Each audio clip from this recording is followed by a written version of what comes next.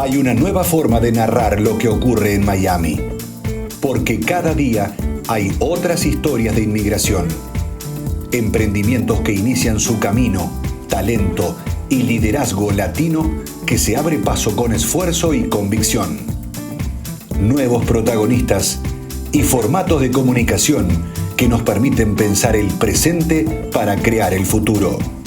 Jueves de 10 a 11:30 de la mañana, descubramos juntos La Otra Miami por Conéctate Radio.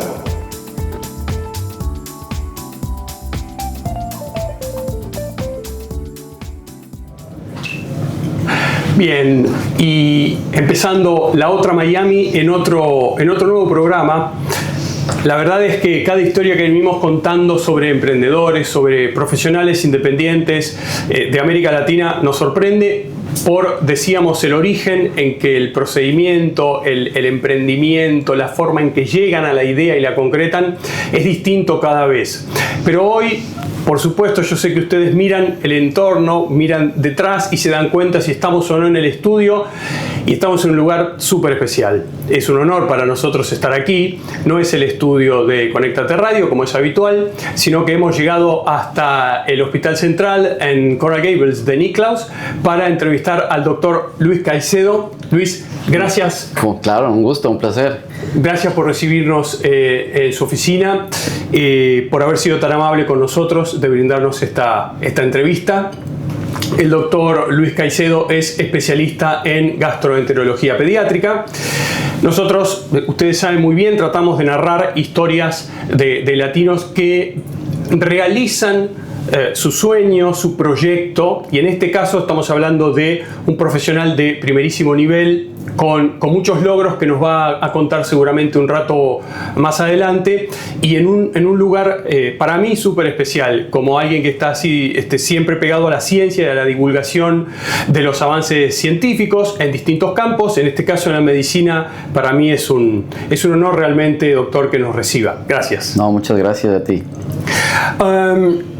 Doctor, por supuesto que seguramente hay una historia interesante en relación a cómo llegó a la gastroenterología, sí, por qué se especializó y demás, y sé algunas cosas respecto de su carrera y su trayectoria y su vida antes de haber estado en este lugar.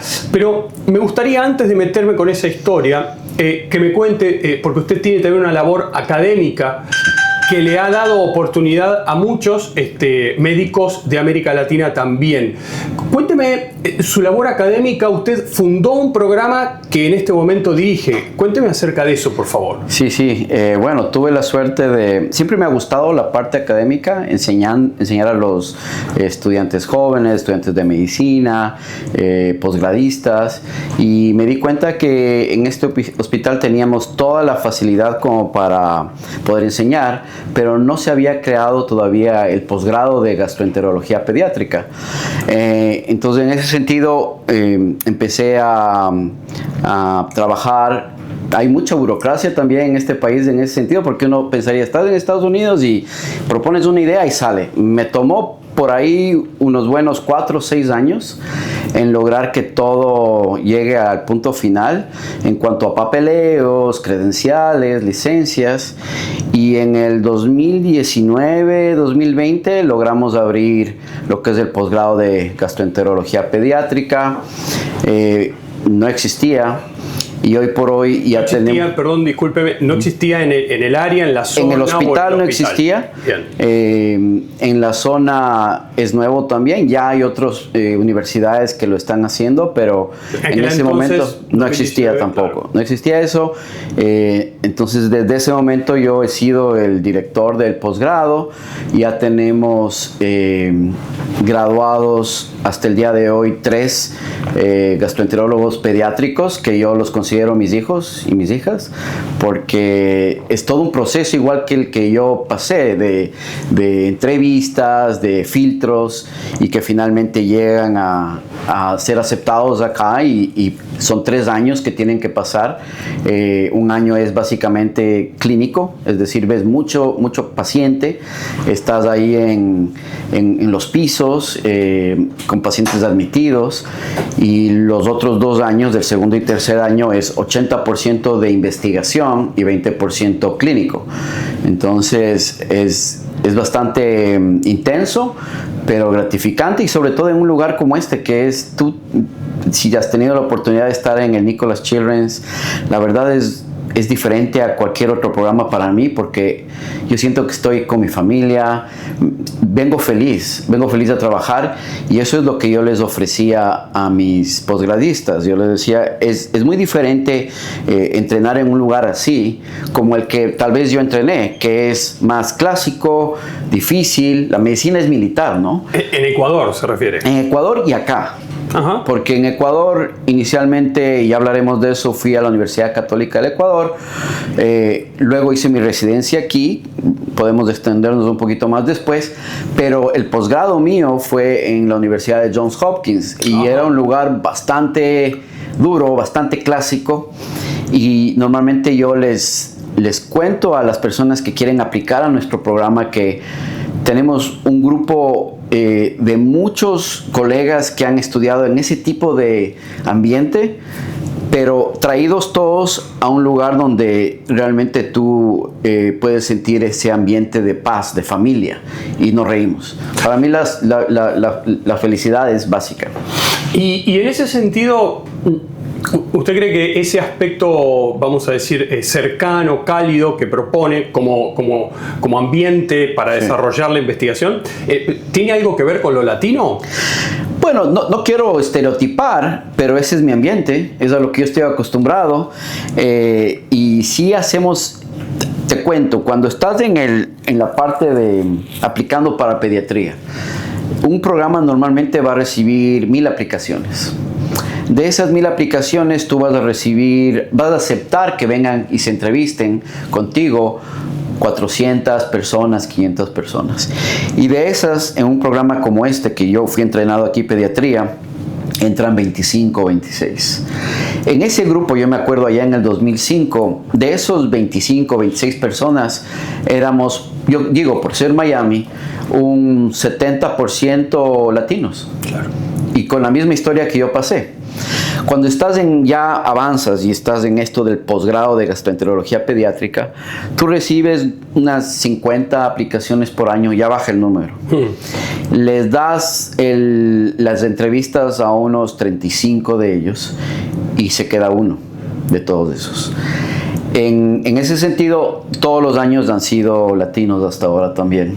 Un poquito para que tengas la referencia de que sí, yo creo que tener esa raíz latina hace que tengamos esa empatía, esa alegría y esa calidez también para enseñar y para ver a los pacientes. Y a eso iba a apuntar, no tanto a enseñar, me queda bastante claro porque es un universo que conozco más, Sí. pero supongo que para tratar con niños, Sí. eso es un diferencial, esa calidez, el trato, digámoslo, humano, cercano. Me imagino que tiene un plus a la hora de tratar con niños. Yo creo que siempre va a ser así, pero acuérdate, siempre tratando de ser abierto, porque me imagino que en Finlandia o en China tal vez son también cálidos. Pediatras hay seguro, ¿No es cierto? Lo que ocurre es que son culturas distintas. Yo creo que en todo mundo, en todo lado puede haber esa calidez, pero ciertamente el latino es diferente, ¿no? Nos abrimos más, no le tenemos miedo a reírnos. Y eso es algo muy importante para mí. En general y en este ambiente que tú ves cosas difíciles, que tienes que ser visto como serio muchas veces. Muchos de mis colegas latinos ven en la felicidad y en la sonrisa una manera de acercarse a los niños. Y probablemente, en esto sí corre por mi cuenta, pero probablemente en culturas diferentes esa descontractura, esa forma menos acartonada, menos rigurosa, quizás es vista como menos profesional. Absolutamente. ¿Verdad? Como si eso tuviera que ver con el rigor científico a la hora de trabajar. 100%. Y en verdad no es así. 100%. Y yo creo que estamos tratando de que la gente viva las experiencias que nosotros hemos tenido, las buenas y las malas, ¿no es cierto? Y todo ayuda. Por ejemplo, yo siempre les digo a mis estudiantes que están en el hospital aquí entrenándose, les digo, aprovechen porque es como un country club, porque todo es muy bonito. El rato que a ti te toca entrenar en universidades como Harvard, Chicago, Hopkins, Stanford, tú no vas allá a ser amigos, número uno. Latinos hay muy pocos. Claro. Y cuando tratas de mantener esa personalidad que nos caracteriza a los latinos, se ve como no tan profesional y pierdes credibilidad, lamentablemente. Y entonces yo siempre les ponía de ejemplo a mis amigos que me preguntaban, ¿y cómo te fue en Hopkins? Yo les decía, es complicado porque tienes a un iraní que le preguntan ¿cuánto es 2 más 2? 4, perfecto. Tienes a un hindú, 2 más 2, 4. Tienes a un japonés, 2 más 2, 4. Y yo, Luis, 2 más 2, 4, ¿seguro? Claro. Y me hacían la repregunta. Y entonces, claro, a mí me gusta medio el pelo largo, medio relajado. Me tocó cambiar en Hopkins, pelo corto, delgadito. Te tienes que adaptar un poco, botay. Claro.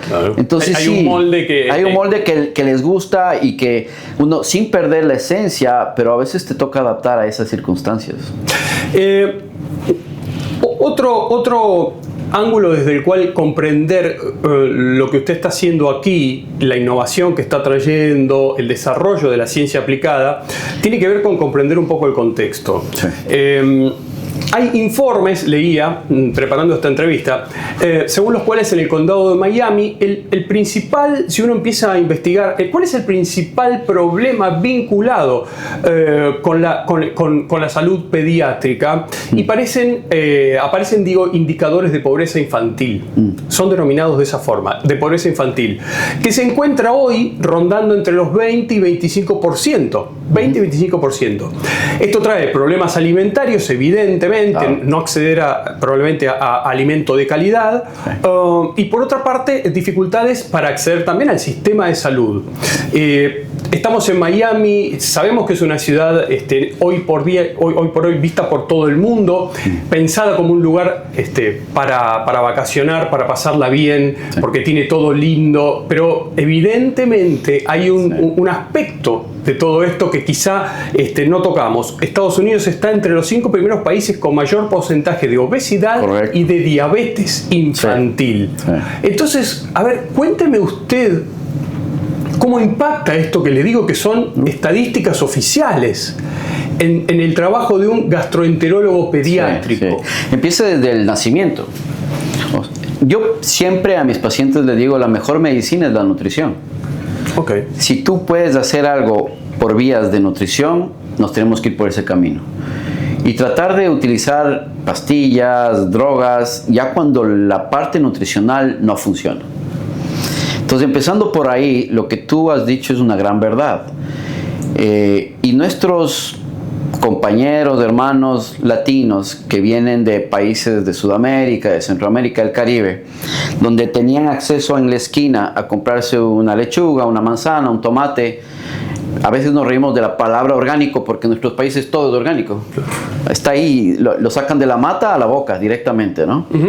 Ellos vienen acá y por falta de acceso hacen lo que se llama, en inglés le dicen el westernization of the diet, la occidentalización de la dieta. Claro. Entonces, ellos van a comerse la comida chatarra, que es más barato, es más fácil, McDonald's, perdón por decir marcas, pero bueno, comida chatarra en general. Sí.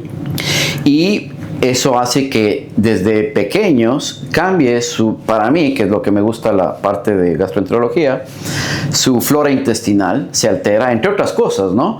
Y eso hace que tú tengas muchísimo más riesgo para enfermedades inflamatorias, autoinmunes y obviamente la obesidad.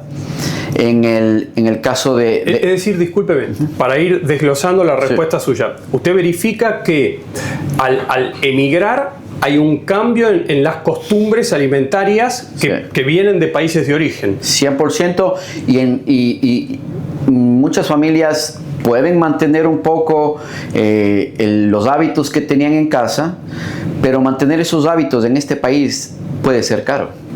Y mientras tanto, si no me equivoco, corríjame, sí, los ultraprocesados a escala, como los que usted menciona, es decir, grandes cadenas, sí, o lo que está envasado, sí, en el market, resulta más barato comparativamente. 100%.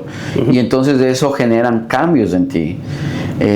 Y hay muchísimos estudios en ese sentido en animales y en humanos de mover hijos a una familia que come orgánico versus o no comida procesada, y lo cambias en ese ambiente y se pone sano. Le cambias al niño sano a un ambiente no sano y va a generar las enfermedades de esa familia, no necesariamente de tipo genético que ya te predispone, sino de medio ambiente. Entonces, y nosotros vemos muchísimo aquí enfermedades que en Sudamérica no vemos. Sí, hay patologías que son más proclives en Argentina, en Brasil, donde tienes una historia europea, una historia judía tal vez también. Y yo estoy hablando en específico de enfermedad inflamatoria intestinal, que es colitis ulcerativa, enfermedad de Crohn's. Ese tipo de enfermedades en otros países es casi inexistente, o era. Llegan a este país los López, los Rodríguez, los Martínez, y les da enfermedad inflamatoria intestinal en Miami. Entonces, ¿por qué pasa eso? Una de las explicaciones es la parte nutricional, que ya te expliqué, que es la occidentalización de la dieta. La otra es el abuso de las cesáreas. Luego, el abuso de las fórmulas. Yo digo, uso está bien, pero el abuso, es decir, no educar a las familias en cuanto a mantener la leche materna, por ejemplo, ¿no? Cuando dijo abuso de las cesáreas. Sí, porque lamentablemente yo no soy quien para decidir en el cuerpo de una mujer, y entiendo 100% si una persona en particular, una mujer en particular, quiere hacerse una cesárea, sí, por términos cosmetológicos que existe. Sí, claro. Sí, está bien, y yo no he sido. Pero lamentablemente muchas veces esa decisión se toma desde nuestro lado. Ajá. Y no tengo pelos en la lengua para decir eso. A veces es mucho más fácil para nosotros decirte, bueno, te vas a... Digo, mis colegas, qué pena que estén escuchando esto, pero hay que decir la verdad, te toca hacer una cesárea. Y realmente no había la necesidad. Pero quiero entender el vínculo entre el abuso de cesárea que usted mencionó y los problemas gastroenterológicos. Cuando tú no tienes el paso del bebé por la vagina, cuando tienes un parto normal, vaginal, no tienes esa colonización de esas bacterias de la mamá al niño. Y cambiaste. Cuando sales por cesárea, ya cambiaste para siempre. No hay cómo volver. Yo tengo un hombro medio negro. No hay cómo volver. Ya saliste por ahí. Entonces, hay muchísimos estudios relacionados a cesáreas y problemas autoinmunes, problemas inflamatorios. Entonces, abuso de las cesáreas, no educar en términos de la leche materna, que es lo mejor que existe en el mundo. Luego viene otra vez la palabra de abuso de antibióticos, porque yo lo he vivido aquí. En este país hay cosas maravillosas y estoy muy agradecido, y soy ciudadano americano, y me imagino que tal vez en otros países tienen la misma práctica, pero muchas veces tú llegas a la emergencia con un virus, no necesariamente a la emergencia, puedes ir donde un doctor, y te dan un antibiótico, lo más fácil, un antibiótico, y tal vez no lo necesitabas, o la mayoría de veces no lo necesitabas. Ahí viene el abuso de los antibióticos. Yo creo que en eso hemos mejorado un montón. Y luego de eso, yo voy pensando, naciste, cesáreas, leche materna, fórmulas, antibióticos, y luego ya viene esto que estamos hablando, que es las dietas y las exposiciones ambientales a las que tú estás expuesto. Y ahí yo sí creo que el tema del agua, por ejemplo, también es muy importante. Sí, me parece llamativo, por otro lado, más allá del agua en particular, que aquí se realicen estudios de diabetes a niños. Yo que provengo de Argentina con mi familia y con una hija, jamás se le había ocurrido a un médico en Argentina medirle la diabetes probable a mi hija. Y aquí sí es una práctica común y nos llamó mucho la atención. Diabetes y también te miden lípidos, triglicéridos, colesterol a edades bien cortas. Colesterol, eso es algo de adulto. Exacto. Y lo que te decía de la enfermedad inflamatoria intestinal, vienes acá y ahora tenemos semanalmente, diagnosticamos por lo menos de 3 a 5 pacientes nuevos con enfermedad de Crohn's, colitis ulcerativa, cuando en Sudamérica no lo vas a ver nunca. Y no son pacientes judíos, ¿me entiendes? Que tenías una predisposición genética. Entonces sí es un problema medioambiental también. Piensa que hay algo, última pregunta sobre este tópico, pero digo, necesitaba poner esta conversación en contexto. Piensa que hay algo que se puede hacer quizá desde políticas públicas. Estoy pensando sobre todo en el acceso al sistema, porque cuando aparece tan fuerte pobreza de entre 20 y 25% y dificultad de acceder al sistema de salud. Sí. Yo creo que hay muchas cosas que hacer. El secreto ahí es querer hacerlo, ir hacia donde están las personas, no necesariamente que las personas vengan acá. Hay que aceptar que las políticas ahora de nuestro gobierno podrían asustar a nuestra población, porque tal vez crees que al salir de la casa a un hospital puede ser que sea la última vez que regreses a la casa.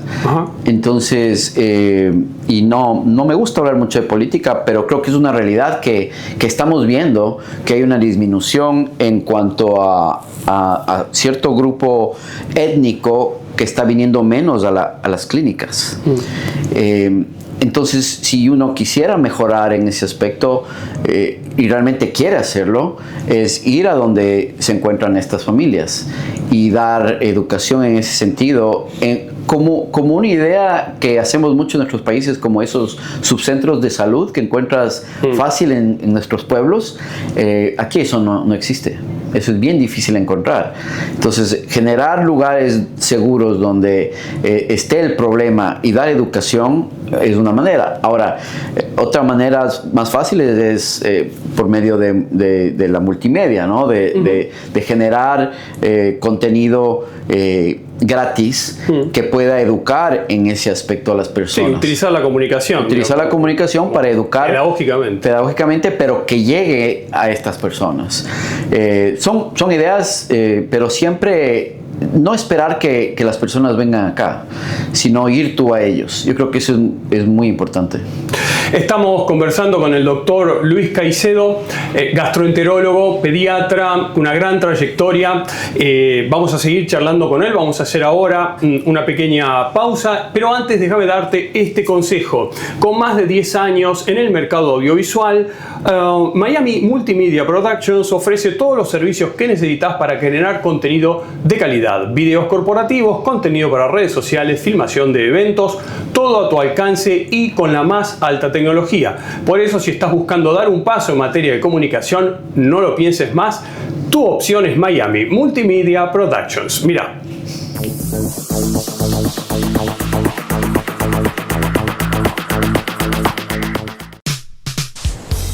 Bienvenido a Miami Multimedia Productions, el destino ideal para tus grabaciones y transmisiones en vivo. Nuestro estudio móvil te ofrece la flexibilidad que necesitas para producir podcasts, programas de radio, shows de televisión, conferencias, eventos y mucho más. Contamos con tecnología de última generación y un equipo profesional listo para apoyarte en cada paso del proceso.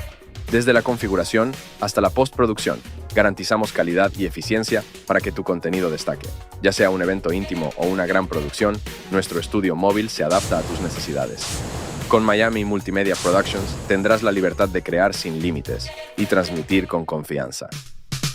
Contáctanos hoy y lleva tus proyectos al siguiente nivel con nuestra experiencia en grabaciones y transmisiones en vivo.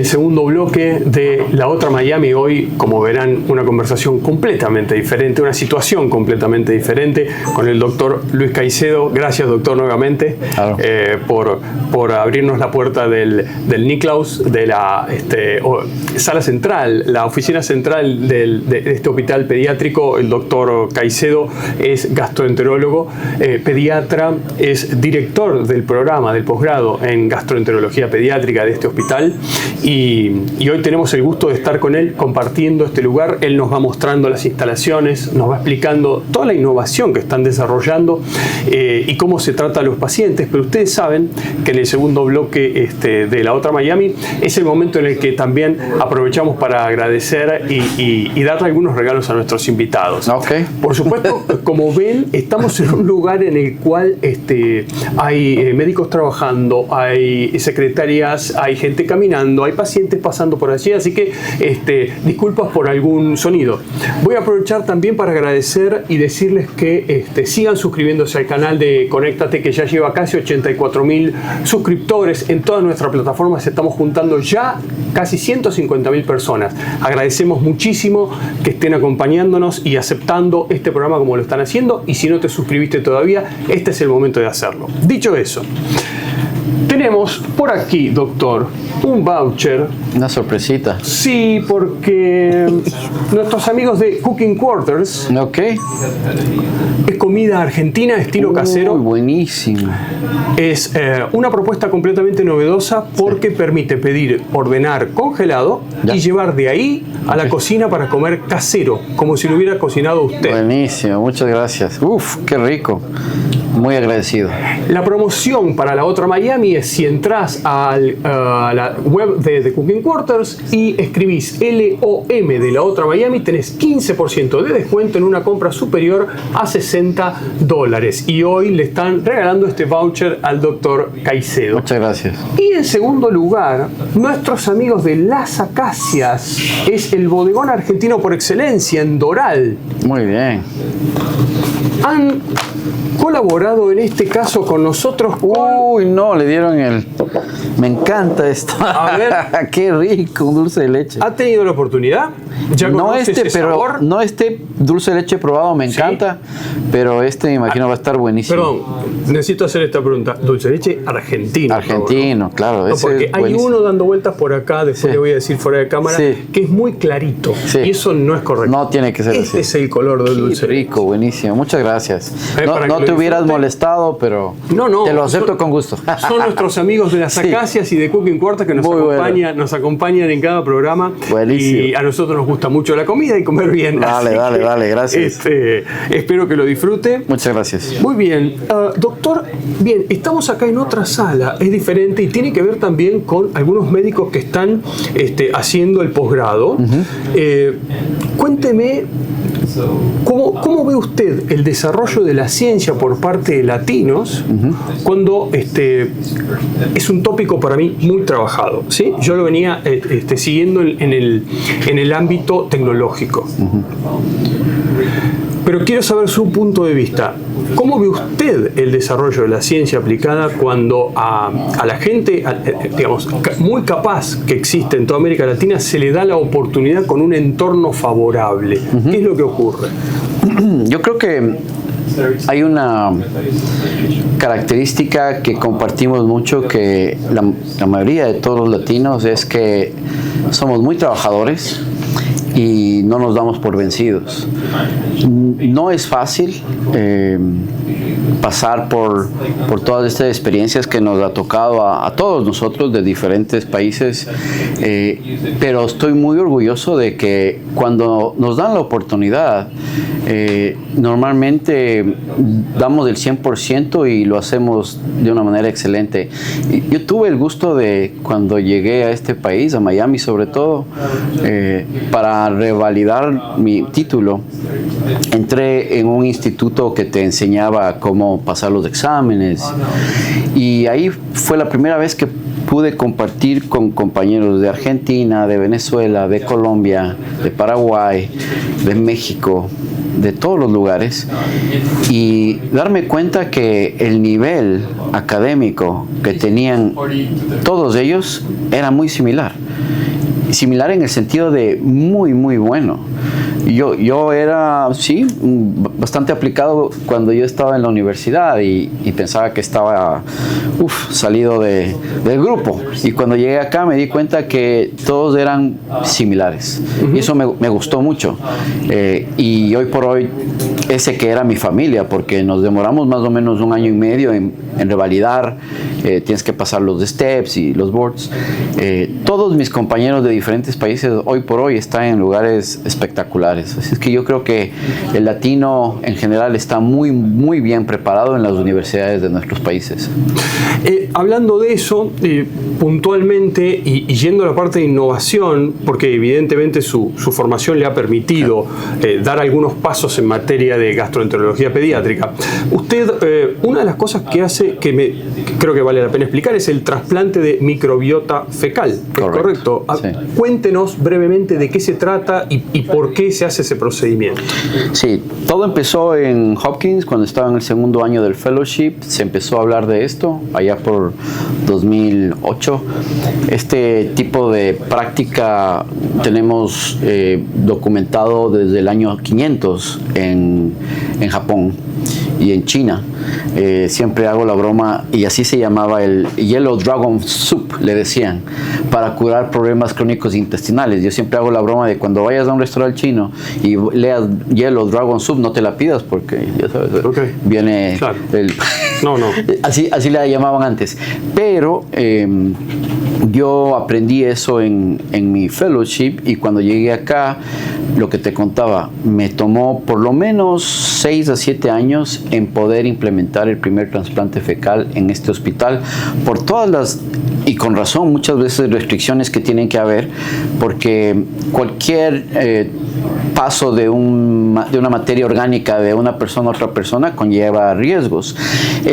La base de este trasplante fecal es pasar la microbiota de una persona sana a una persona que no está sana. Y el pilar de las... ¿Podría definirme microbiota? Microbiota, en palabras simples, es la flora intestinal. Okay. ¿No es cierto? La flora.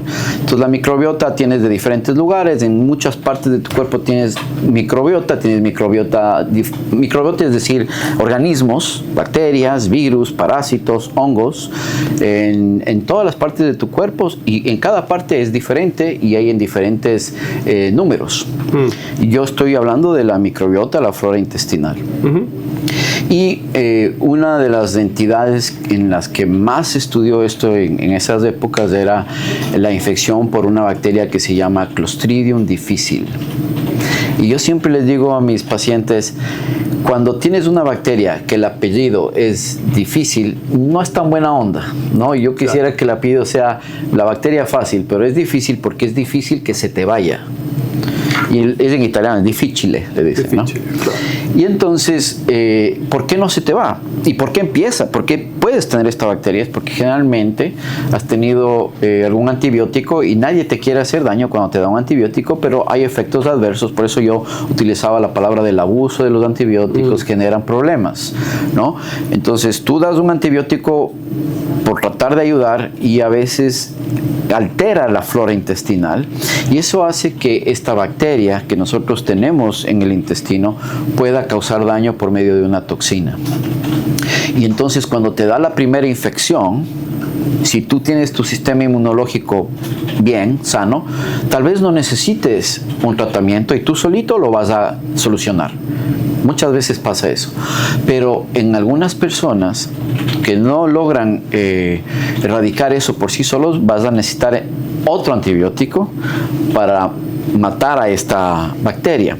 El problema es que al matar a la bacteria sí vas a mejorar, pero no matas a la toxina, a las esporas.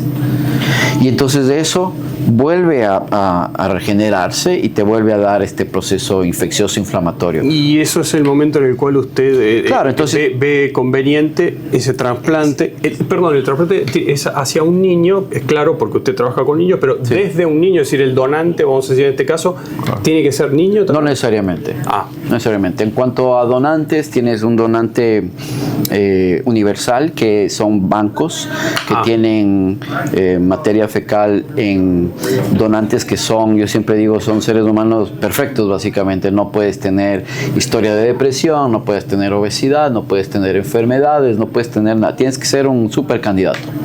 Y entonces existen esos bancos. Ese es un donador universal, se llama. Y pueden ser de diferentes edades, pero tu pregunta es muy, muy buena, porque haría sentido para mí, si yo tengo 3 años, me das el popó de uno de 3 años. Yo creía eso. Y suena muy bien y hay protocolos que son así, pero no hay necesidad de hacer eso. Puedes darte un trasplante de un donador mayor que tú.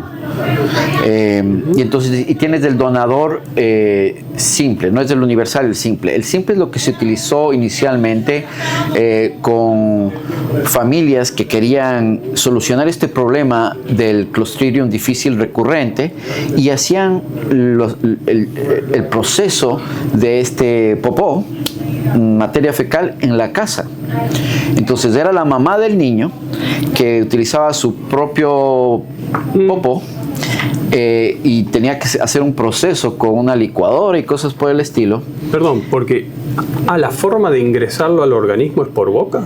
Hay diferentes rutas. No, porque... Sí, exacto, hay diferentes rutas. Entonces, una de las rutas es por boca y hay en la boca, hoy por hoy, hay unas cápsulas. Y yo siempre, a mí me gusta hacer bromas, disculpa, pero... No, está bien. Yo si voy a hacer las cápsulas le pongo de color rosado, no sé, color verde. La cápsula es de color café. O sea, no es que va a ser muy, claro, muy apetente, ¿no?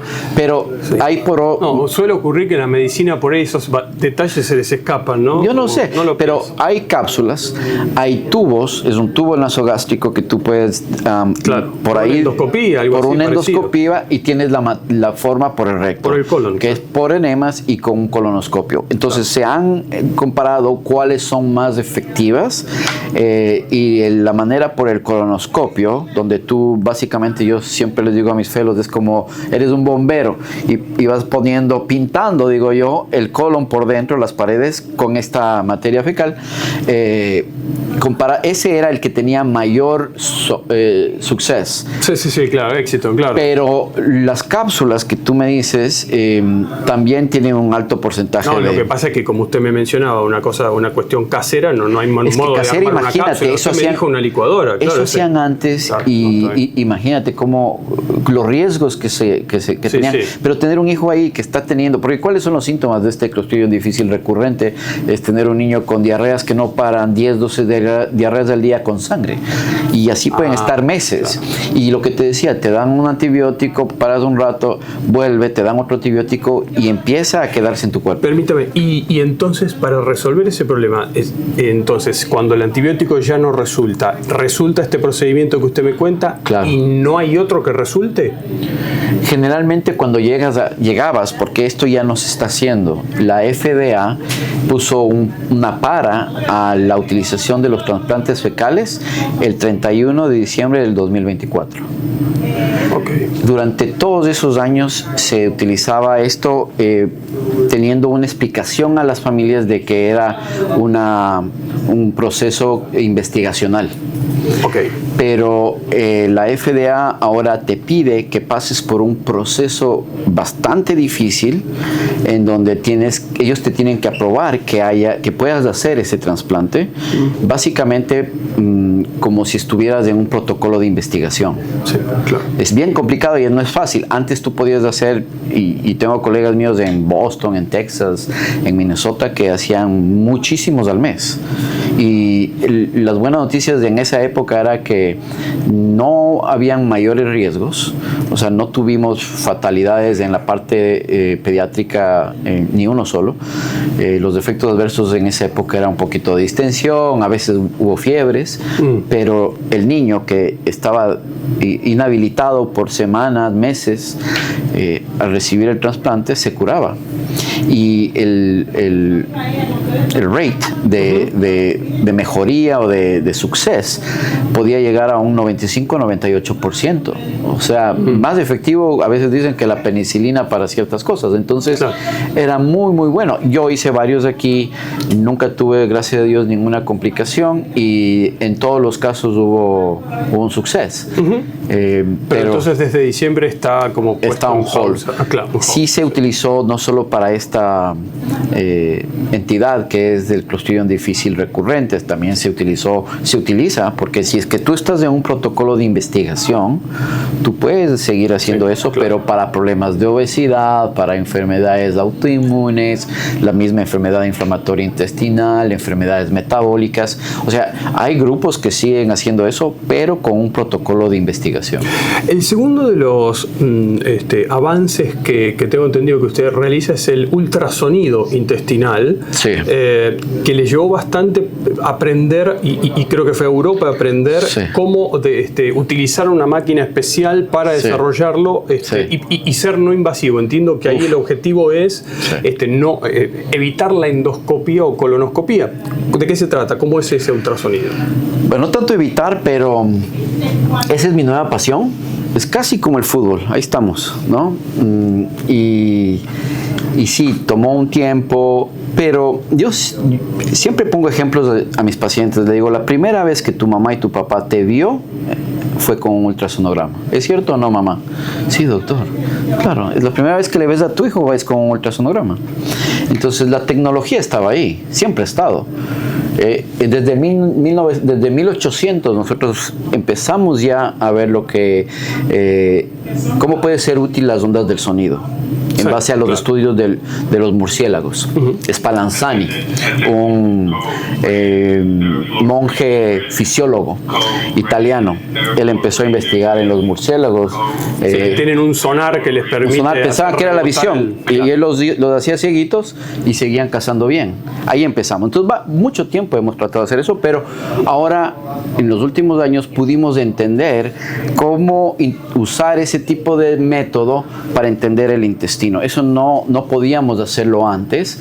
Sí se hizo bastante desde hace más o menos unos 20 años, con mayor intensidad en Italia, en Alemania, sobre todo en Canadá, en Israel. Y entonces son esos los países que nosotros tuvimos que recurrir para poder tener el entrenamiento adecuado.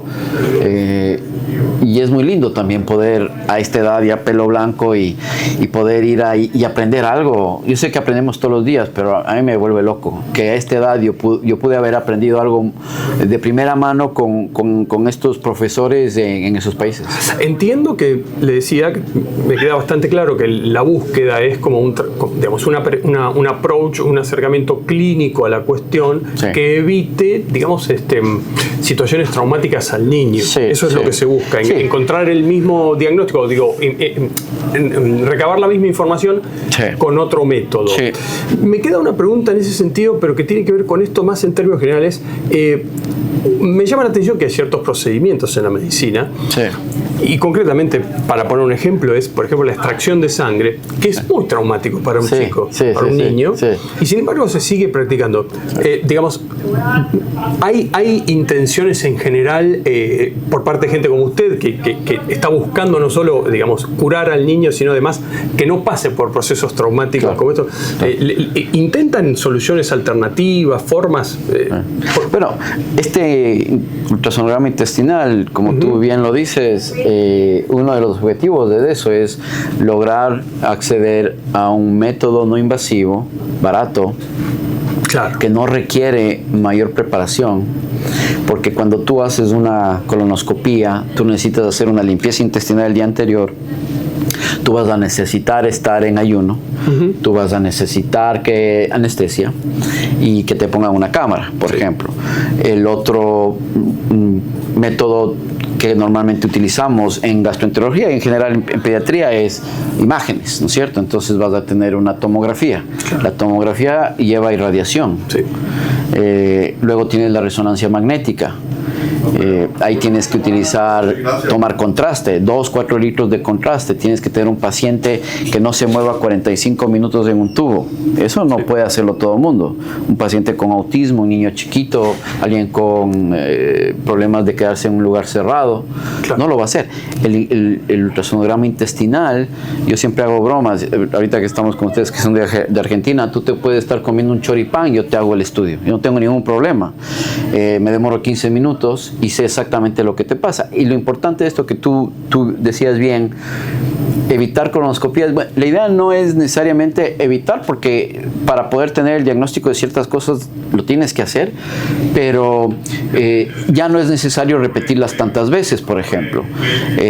Y con este tipo de estudio tú puedes tomar decisiones. Por eso se llama en inglés POCUS, Point of Care Ultrasound. En español le dicen el ultrasonograma a pie de la cama, que es diferente de un estudio de imágenes donde tienes a un tecnólogo que te va a hacer el estudio. No sé si te ha pasado alguna vez, ojalá que no, pero si te haces un ultrasonograma, una radiografía o una tomografía, te haces el estudio, lo primero que vas a hacer a la persona que te estaba haciendo el test, te dices cómo salió. Sí, claro. Y no te va a decir nada. Claro. Calladito se va a quedar, porque no está permitido. Porque es un tecnólogo y los queremos mucho, pero en mi caso yo soy el doctor que sabe todo de ti, de tu familia, de medicinas que estás usando, y te puedo decir en ese segundo y te puedo enseñar qué es lo que está pasando dentro, y me puede ayudar a mí a tomar decisiones en cuanto a si tus medicinas están funcionando o no. Y ahí es la parte que tú decías de las colonoscopías, porque a veces teníamos en el pasado que recurrir a procesos invasivos para saber si las cosas están bien o mal, pero con el ultrasonograma intestinal, tan pronto como 2 o 4 semanas de haber yo decidido ponerte a ti en una medicina que utilizamos, medicinas de cáncer también nosotros, se llaman biológicos, son medicinas fuertes, no es Tylenol.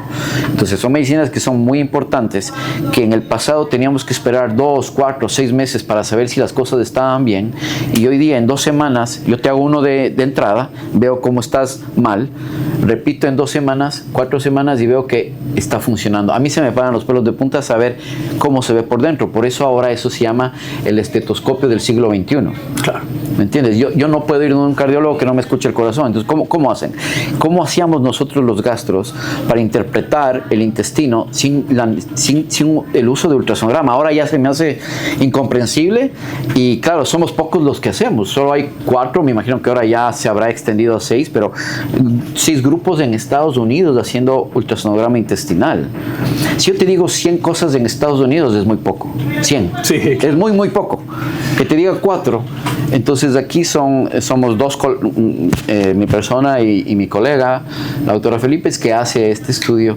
Entonces, pero yo espero que en el futuro todos lo hagan. Claro, y la pregunta, ¿son tan pocos porque hay pocos equipos, porque hay poca gente capacitada para utilizar los equipos? ¿Cuál es la razón? Los dos, y también porque la capacitación no fue tan simple.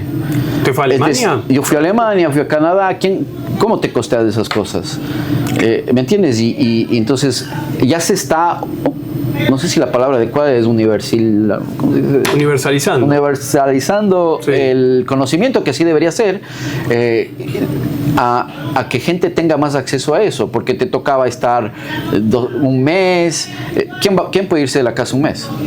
Claro. ¿No? Es difícil. Sí. Una madre, un padre, no sé, tienes que irte, y no es en el mismo lugar siempre. Son ciudades en donde dan estos entrenamientos que se van moviendo. Entonces tal vez es en Nepal, luego en Tokio, luego en Milán. Entonces te toca ir y te tienen que aceptar. O sea, tienes que mandar tu currículum y tener un currículum ahí, no sé qué, medio poderoso, para que te digan sí, lo puedes hacer. ¿Me entiendes? Así es como funciona esto. Pero yo creo que eso está cambiando, gracias a Dios. Y creo que esto va a tener que ser hecho por todos los gastroenterólogos en general, que aprendan a hacer eso. Yo lo veo que en 3-5 años por lo menos... Va a haber un equipo de decir, me refiero a la máquina, porque yo pensando en esto, que quizá es cara, no sé. La máquina es cara, cuesta, no sé si quieres números, pero... Sí, hay una buena, yo le digo el Ferrari que tenemos nosotros, te cuesta $190,000. la máquina para hacer el ultrasonido. Sí. $190,000. Sí, y nosotros tenemos una aquí que es la portátil, yo le digo el Mercedes o un BM, y ese tú lo puedes ir llevando por el piso para los pacientes que están hospitalizados. Te costará unos $25,000, mucho más barato, pero no es lo mismo que manejar el Ferrari. Eso no vas a ver lo mismo. Entonces la máquina es caro, la preparación es difícil, y donde entrenarse no hay muchos lugares. Claro. Entonces no todo el mundo, y los papeles que te piden para poder tener acceso, yo ahí no me meto porque eso es cuestión de mis gurús que me enseñaron, y yo soy muy agradecido, pero sí ponen la cosa media complicadona. O sea, tienes que mostrar papeles, tener medallitas, y yo no creo que es necesario tener medallitas. Yo soy así. Yo creo que si ¿qué más medallita que ya llegar a un nivel de como Martín, que está trabajando ahí, que igual se han sacado la madre, como decimos de mi país, perdón por hablar así, muchos años, y está a punto de ya graduarse, y yo creo que en ese nivel es perfecto que aprendan, pero ellos muchas veces piden que tengas research, que tengas más papeles. Yo no creo que sea necesario que llegues que necesites tanto pergamino como para poder aceptarte entrenar. Yo creo que puedes empezar desde muy antes también. Vamos a ir a la segunda pausa del programa y vamos ya al último tramo para despedirnos. Le agradezco mucho, doctor, que nos haya abierto las puertas del Nicklaus aquí en Coral Gables. Antes, déjame darte un consejo aquí. Cambiar tus hábitos es empezar a vivir mejor. Por eso, si sentís que llegás cansada al final del día, si no dormís bien, si no tenés fuerza, si no tenés energía, no hay soluciones mágicas. Una dieta adecuada y el ejercicio físico que tu cuerpo necesitan es lo que va a hacer que vos verdaderamente cambies. Envía ahora un WhatsApp al 305-432-7401 escribiendo LOM de la otra Miami, o llama al 786-315-0689 y reclama tu sesión sin cargo con Janina Trainer. Mira el video.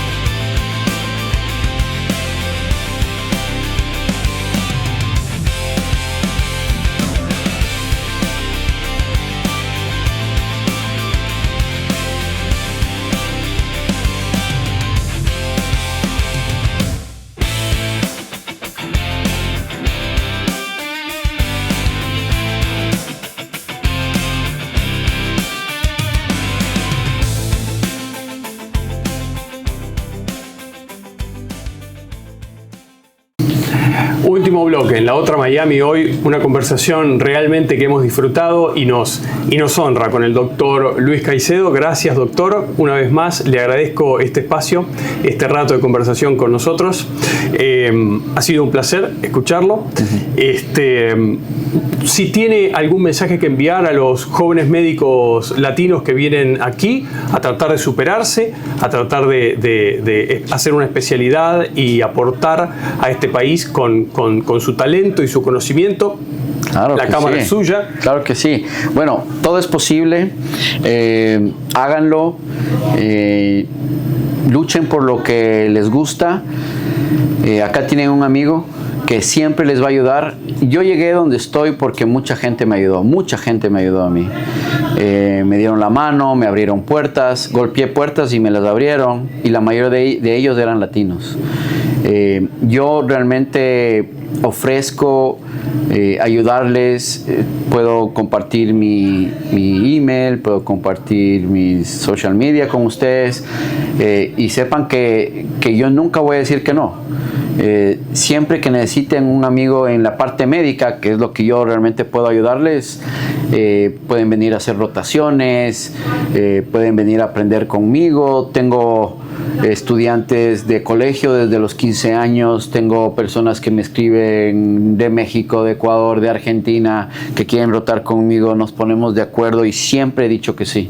Nunca voy a decir que no, porque me encantaría y sería un honor poder ser parte de sus sueños y de que se logra, solo hay que lucharle. Una última pregunta es, ¿cuánto tuvo que ver su padre en los logros actuales suyos? Qué lindo, qué buena pregunta y gracias que me recuerdes y me pongas los pies en el piso, porque gracias a él y a mi mamá yo estoy acá. Hoy día es el aniversario, así es que les mando un beso en el corazón a los dos que hoy día están de aniversario. Ellos son un ejemplo de cómo el amor debería ser en el mundo. Siempre están cogiditos de la mano, se hacen risas, se bromean, se molestan, bailan. Ella le filma a él, él a ella. Mi papá es doctor, pediatra, neonatólogo, estudió en Noruega, acá también. Y él me llevaba desde pequeño a ver los pacientes desde que yo tengo uso de razón. Yo iba cogido de la mano de él. Y toda la vida yo quise ser pediatra, neonatólogo. Entonces cuando vine acá, me logré entrar a este hospital para hacer la residencia de pediatría. Y ya mi papá había comprado una oficina nueva con 2 consultorios para que cuando yo regrese, trabaje con él. Entonces yo me acuerdo clarito, el primer año de pediatría estaba haciendo rounds un sábado, pasando visita, y de repente veo un hombre hermoso caminando ahí en el hallway, pelo largo, blanco. No soy yo porque no soy ni hermoso ni grande, pero este sí era un gigante, una cosa así gigantesca, y abajo del brazo tenía un casco. Y yo digo, ¿y este quién es? Y se llama el doctor William Muinos, cubano. Y era gastroenterólogo, pediatra. Y él me dio clases ese día. Pero yo no me acuerdo de nada de lo que habló, solo me llamó la atención el hecho de que yo, si vengo en moto, cojo el casco, dejo en mi oficina y voy a hacer rounds. El otro con el casco ahí, ¿no? Haciendo rounds. Y luego me dijo, parece que te gustan las motos. Sí, y a mí me gusta el motocross. Y digo, claro que sí. Y salimos al parqueo, estaba en una Harley, me prestó. Y luego vi que los otros compañeros del gastroenterólogos eran igual que él, medios loquitos como soy yo, abiertos, alegres, pero con esa locura. No era algo solo de él, era compartido, y la mayoría de todos nosotros que hacemos pediatría gastroenterológica tenemos esa locura bien linda, y por eso fui gastroenterólogo. Y bueno, mi papá se quedó con las ganas de que sea neonatólogo. Claro. Luego tomamos la decisión conjunta de no volver al Ecuador por temas políticos. Me dijo, mira, ¿sabes qué? Mejor quédate allá. Y fue una decisión dura, pero siempre quise volver. Tenía esa idea de ayudar a mi gente y hasta quería ser ministro de salud. Bueno, cuando eres joven piensas cosas, luego vas cambiando. Pero el camino estaba iniciado. Está iniciado por mi padre. Exacto. Y muchas veces, por muchos años, ya no lo he hecho tanto últimamente, me arrepiento, pero por lo menos 5 o 6 veces al año yo iba a Ecuador, 2 o 3 días veía pacientes con él, juntos, pacientes de mi ciudad, y compartíamos la medicina, almorzábamos choripanes, tenemos un lugar argentino que siempre vamos a comer juntos, y me gustaba mucho porque compartía con él la parte privada, el hospital, y en las tardes nos íbamos al hospital público y veía a los pacientes gratis con él. Entonces era mi parte de que quería devolver al país, y yo los veía ahí, me quedaba a veces hasta la 1 de la mañana dando consejos al equipo público de gastro de qué podrían hacer con esos niños, y claro, no firmaba las notas, pero les decía qué teníamos que hacer, y todo eso es gracias a mi papá. Le agradezco muchísimo, doctor, ha sido un placer conversar el gusto es mío. Con usted. Muchas gracias. Y bueno, nosotros nos veremos la semana que viene. Que tengan una gran semana y espero que hayan disfrutado esta hermosa entrevista. Nos vemos. Chao, hasta la semana que viene.